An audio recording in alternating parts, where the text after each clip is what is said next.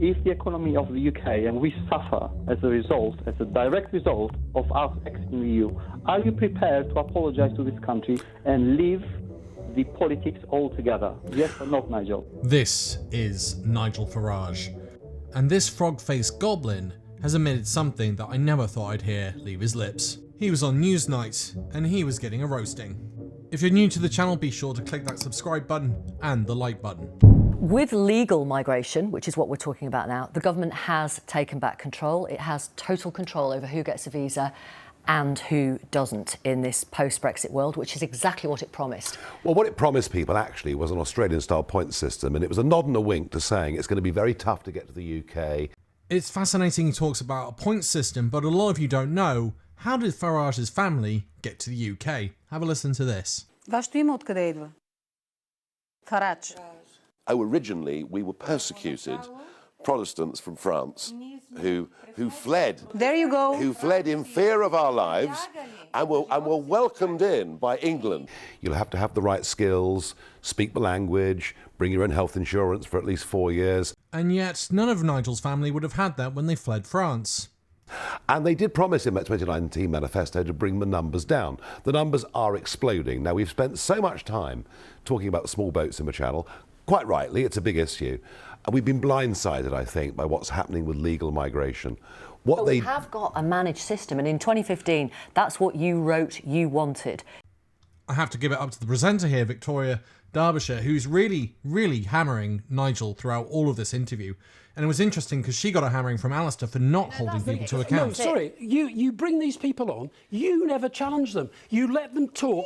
Just watch the reaction, her face change. It's incredible she's not happy.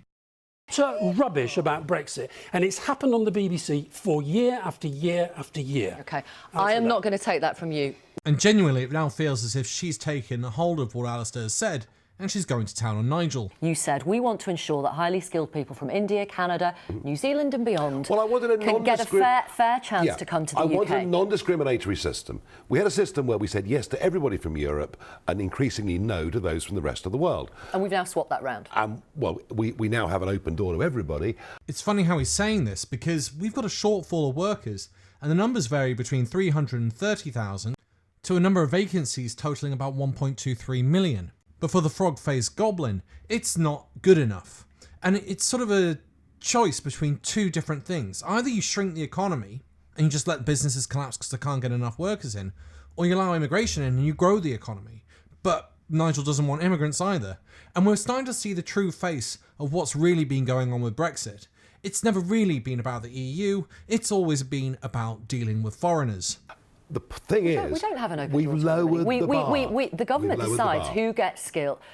We've lowered the definition of what a skilled worker is, and that is a misapplication of the Australian point system. We've lowered the salary threshold. Yes. Because we've got 165,000 vacancies in social care and over 100,000 vacancies we've also got, in the NHS. No, hang on, deal with that point. That's why we've got 5.3 million people living in this country of working age who are not working. Well, many of those are working. Who are not working. Many of those are working, and they use universal... Just to clarify, Nigel has just said, I mean, this is full right-wing Sun newspaper crap that he's spouting here. He is basically saying that now it's not the EU's fault, it's the fault of the sick and the ill. It's their fault, and they're working illegally. But what Nigel probably doesn't know is actually with the universal credit system, you are able to work and apply for universal credit to top up your wages. But Nigel wouldn't know that because, you know, he's been a multi-millionaire for most of his life. So, no, they use universal credit to top up their low wages. We are not. We've de-skilled our people. We've de-skilled. He's slagging off the UK and the populace. Basically, what you're starting to really see here, because there's no EU, he's got to blame the poor. It's not the rich, it's not the government, it's the poor. You look at sectors, that graph you just showed in science, for example. You know, we've produced over the last 20 years millions of graduates with social sciences degrees of economically no benefit to the country whatsoever. Okay. When you listen to Nigel Farage say stuff like that, he's including all sorts of sciences such as sociology, psychology, political science, economics, geography, history, archaeology, saying they have no value. As I've said in previous videos, I believe Nigel Farage is some sort of conspiracy theorist, Because to turn around and say all of that doesn't add to the economy is totally batshit. Most decent economists would tell you that the social sciences add a multiplier effect to the economy anywhere between 2 and 10% of GDP. So this is the deal. This is the deal. And this is where you have to be honest. Here is the point. No, hang on. The contract. There is a hard truth which arguably you might be in denial about. Either we train British workers. Yep. Funded by the taxpayer, so the government trains them, or by companies, which is fine. Either of those is fine, both of those is fine. But you have to explain then, are taxpayers going to pay for that, or are companies going to put up their prices? 2 big points here. No, right? just answer that point, 2 big please. points here. Do you accept that either taxpayers pay for it or prices go up? It's very easy to use the private sector to train people and give them tax incentives to do so. We haven't bothered to do that. But they'll put prices Here's the up, real point. and that's what you don't tell people. Oh, do you know something? If wages go up, and if that's mildly inflationary, do you know something? That's a cost that's worth paying. It's not mildly inflationary. We're now one of the highest inflationary rates in the world. And it's in part because of a labour shortage. It's also down to the fact that the pound has decreased in value. It's also down to the fact that we've got barriers to imports. All of this is causing inflation in the UK, which Nigel's happy about. But you didn't hear that when he was out campaigning, and you didn't see it on that red bus. Right, but you never said that at the time. No. All through the referendum I said wages would go up. Yeah, you didn't add the inflationary bit about costs.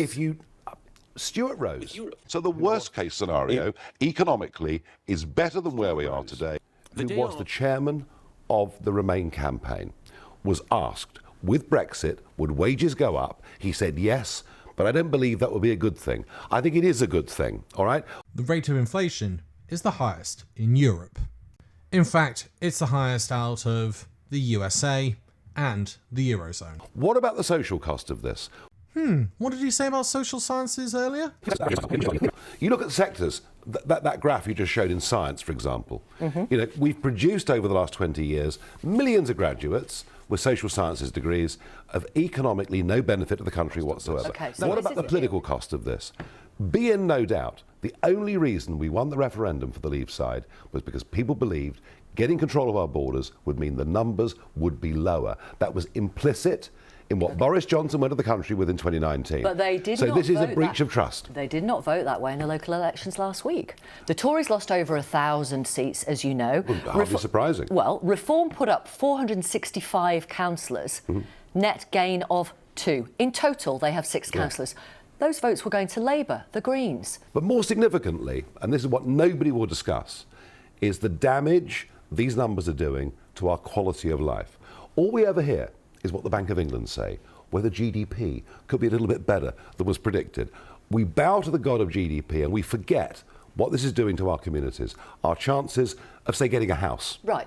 For our children. That could easily, the government could easily build more houses. It could easily build more school places. You cannot build. No, I'm sorry. Unless you know the numbers coming in, you cannot plan school places, you cannot plan house building. At the moment, this immigration system is totally out of control. Okay, And now we get to see a bit more of the truth. There's no EU to blame. This was never to do with the EU. This was UK governments failing over and over again to construct enough houses that we needed in the country. And I'll correct him on another point. We always had the ability to control levels of immigration inside the EU. We just chose not to because it was good for business. A poll from last month showed that, this is a general Brexit question, 53% of people say it was wrong to Brexit. That was a poll last month. Around 1 in 5 Leave voters regret it. The OBR forecasts a 4% hit to the economy over the medium to long term. Don't make me laugh on that. Hang on, that's 40 billion in tax revenues. Comical. The UK economy is the only G7 economy not back to its pre-pandemic size. Business investment has lagged behind comparable economies. Economically, the UK would have been better staying in, wouldn't it? I don't think that for a moment. But what I do think... Based on all that? But what I do think is we haven't actually benefited from Brexit economically when we could have done. I mean, what Brexit's proved, I'm afraid, is that our politicians are about as useless as the commissioners in Brussels were. Except, as I pointed out earlier, inflation in the Eurozone is lower than it is in the UK, so the politicians must be doing something better over there. But also in general, pre-pandemic level, we're still below everyone else, including the Eurozone, by about 3 points. We've mismanaged this totally. And if you look at simple things, Simple things such as takeovers, such as corporation tax. We are driving business away from our country. Arguably, now we're back in control, we're regulating our own businesses even more than they were as EU members. So two things. We're now in competition with the whole of the EU, which means we've got to step up because we're a smaller sized economy, smaller sized country, lower population, but we're also now competing for people. The EU has just released a project called the Blue Pass, which will allow you entry into the EU under a temporary work visa, and they've openly admitted it's because the EU is having a shrinkage in population size. So they need young youthful workers, which means we're in competition for standards and employment and numbers. Brexit has failed. Brexit has failed. That's right, folks. You've just heard him say those words. Brexit has failed.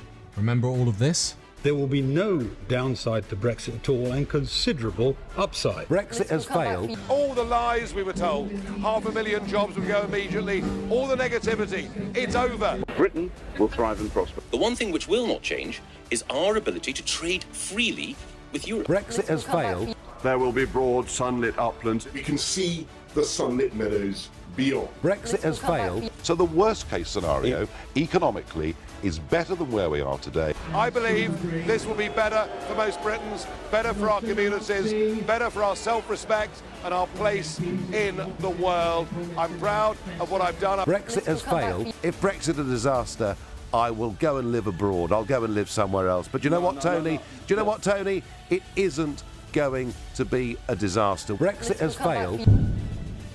Shouldn't we start a campaign to get Nigel to leave the country? You tell me.